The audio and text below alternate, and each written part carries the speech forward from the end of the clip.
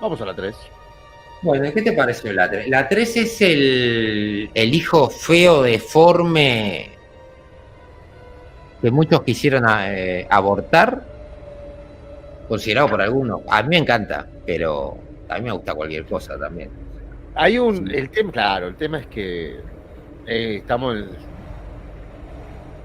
A mí Es una saga. Estamos hablando de una. A ver, estamos hablando de una saga muy irregular en cuanto a. Por ejemplo, comparándola con Mad Max, de la que venimos hablando, tenés un Miller en todas. En la 3 dan un giro un poquito, pero básicamente la esencia está. Acá pasamos por 1, 2, 3, 4. Si contamos a las de Depredador, tenemos tenemos 6 directores. 6 directores tenemos. 5 directores para ti. 5 directores diferentes y 5 directores muy diferentes encima. Cada uno quiso, de alguna manera, darle lo suyo. Entonces, ese es el problema que tenemos con esta saga. La más oscura de todas me parece que es la de la 3. La 3. La 3 es una vuelta a la 1. Ambiente cerrado, pero se agrega. Es raro. No, se agregaba rapidez. Así se vendió.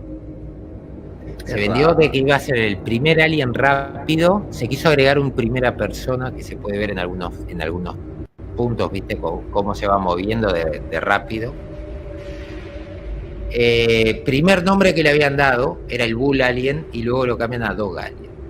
De hecho, hay una foto, lo pueden ver, en donde el xenomorfo nace de una especie de toro o vaca, ¿no?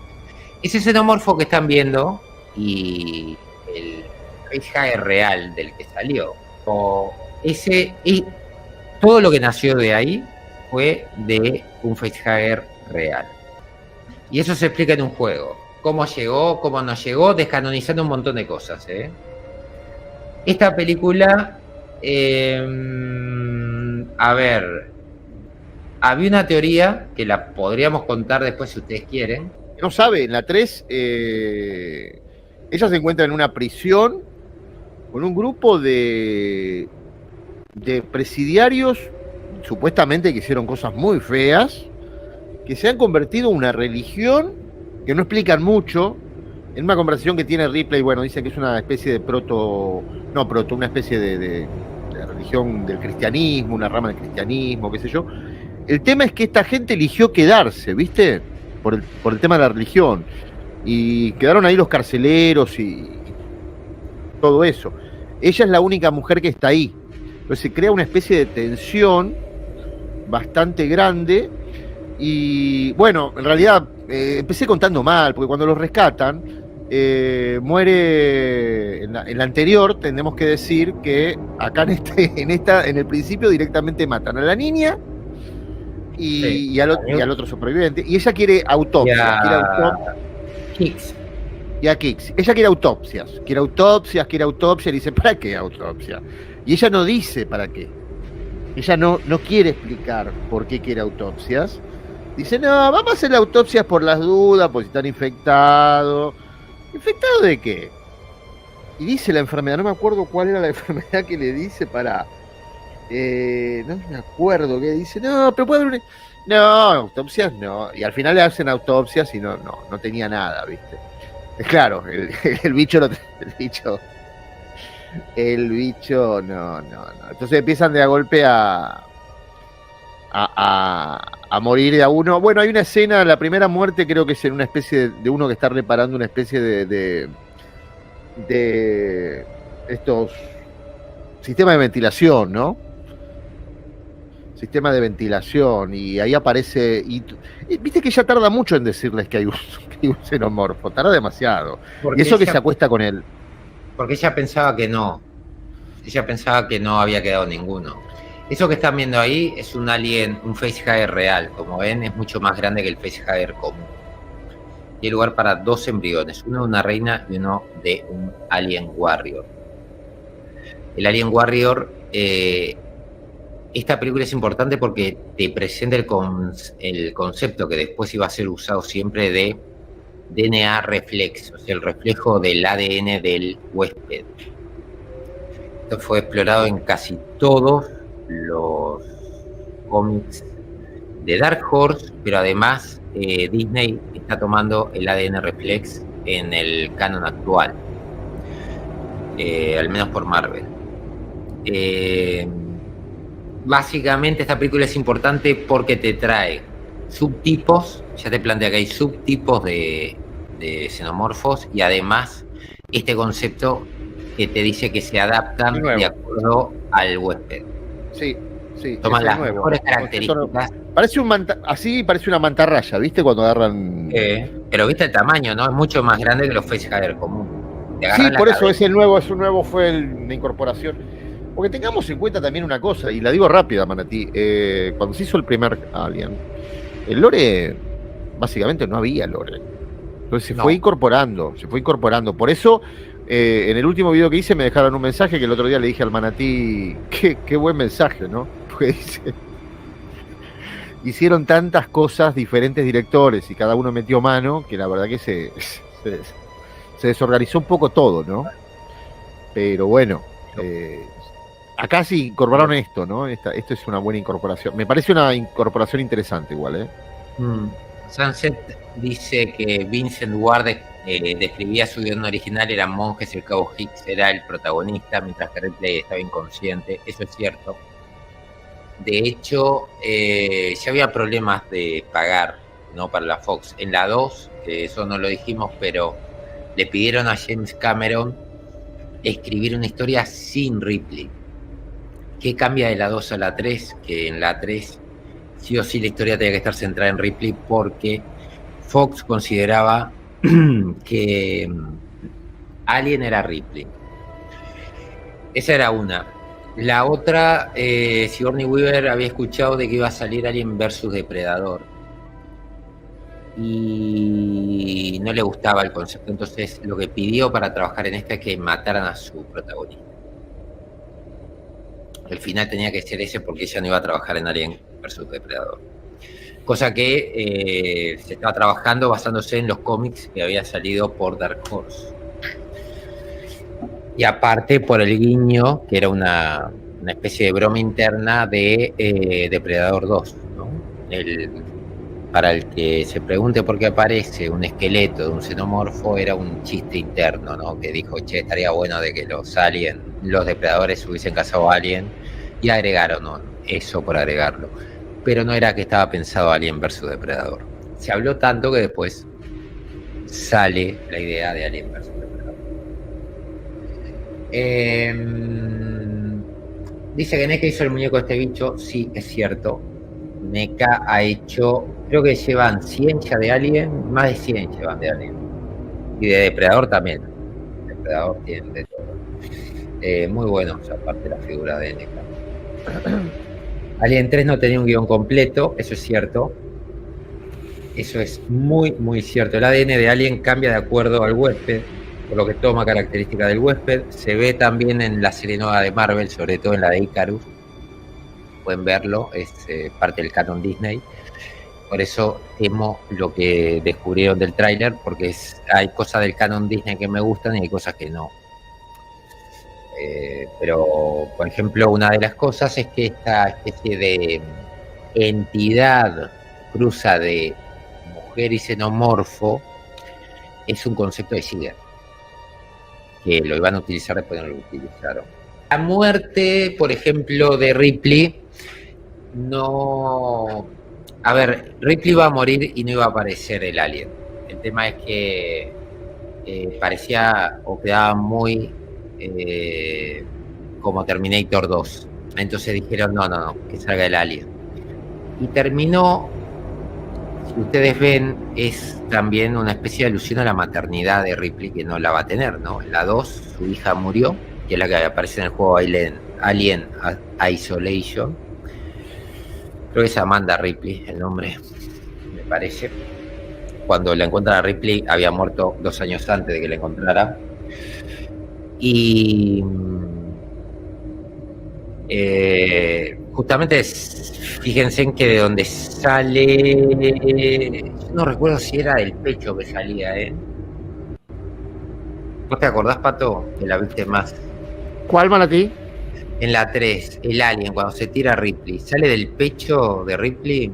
Sí, a ver, ella se tira como en posición, sí, parece hecha por Zack Snyder, se tira como una cruz para atrás. Sí. Y justo sale. Está mal.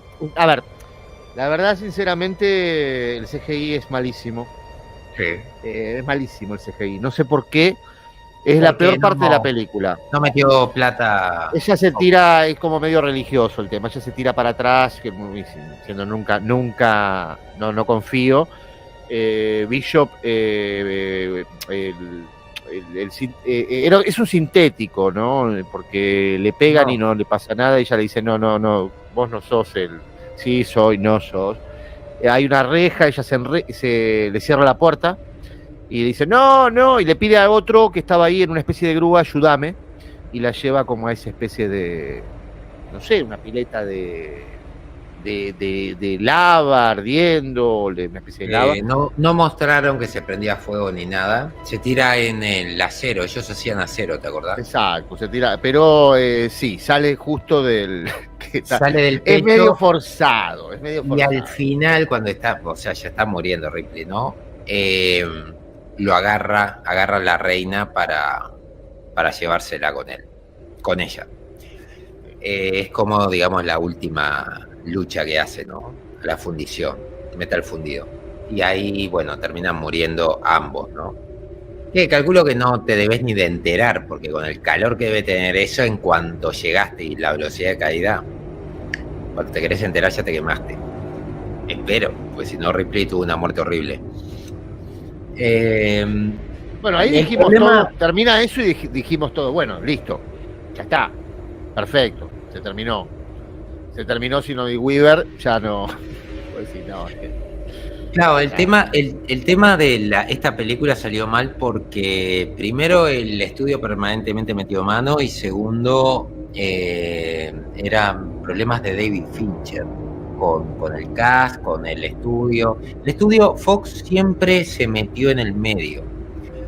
Cuando contamos de Alien 1 le enloquecieron a Dan O'Bannon con el tema del guión. En Alien 2 estaban arriba, dieron un poco más de libertad, pero ellos seguían estando arriba, asegurándose que todo saliera bien y terminaron confiando. De hecho, no querían a Ripley. Fue Cameron el que se tuvo que pelear para que estuviera.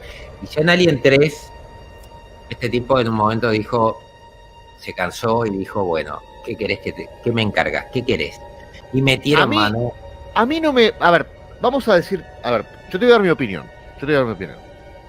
A mí la película no me parece una mala película. Fincher me gusta lo que intenta hacer. Lo que pasa es que rompe mucho. Cameron ya rompe un poco, pero dentro de todo vos decís, bueno, es una evolución. Cameron le mete ahí lo suyo, qué sé yo. Raro que... Lo único raro, ¿sabés qué fue? Que Cameron no le haya metido agua. Eso sí que es raro. Eso... Tendría que haberle metido, viste, la parte del agua se la tendría que haber metido Cameron. Pero bueno. No bueno, metió agua. No, pero acá podría haber metido agua. Podría haber metido la escena del agua, que después la escena del agua la tenemos. En la próxima tenemos la escena del agua, que esa la tendría que haber hecho Cameron, ¿no? La escena donde tienen que sumergirse y vienen los xenomorfos nadando, que está buena. Pero esta de Fincher, el tema es que no es el director, para mí no es culpa de Fincher, no es el director para seguir con la secuela. No era el director. Volvemos a un terror, pero no un terror. Esto es otra cosa. Es una película, el inicio de la película en sí es oscuro. Tenemos una Ripley que en un momento, yo te lo decía el otro día, porque la vi todo hace poco, justamente para hacer el video. En un momento, viste que le dice, hace mucho tiempo que no... ¿te atraigo? Le dice al médico, ¿te atraigo? ¿De qué manera? De esa manera. Y a los 2 segundos están acostados, ¿no? Pero ella sigue sin confiar en él. Es una estética muy Fincher, cambia completamente todo, ¿no? Como que tira un poco tira todo lo anterior. Que ya digo que Cameron había cambiado un poco, pero... Me encantó el diseño del alien, ¿eh? Me encantó. Sí. Me gustó bastante. Y sobre todo esto de que cuando un huésped está impregnado por una reina, no te matan. Exacto. Eso no está, Esa, bueno, esa escena está buena, esa escena de la olfatea, la olfatea y bueno, está lo cual bien. es lógico, ¿no? Si estás impregnado por algo, no te matan. ¿Por qué? Sí. Porque estás impregnado y vas a tener una bendy. Lástima que en Resurrection ella no puede olfatear, ¿no? También. No, en Resurrection no olfatea. No, ella debería poder olfatear. Ella olfatea en realidad. Olfatea como un. ¿Viste que los olfatea? Sí.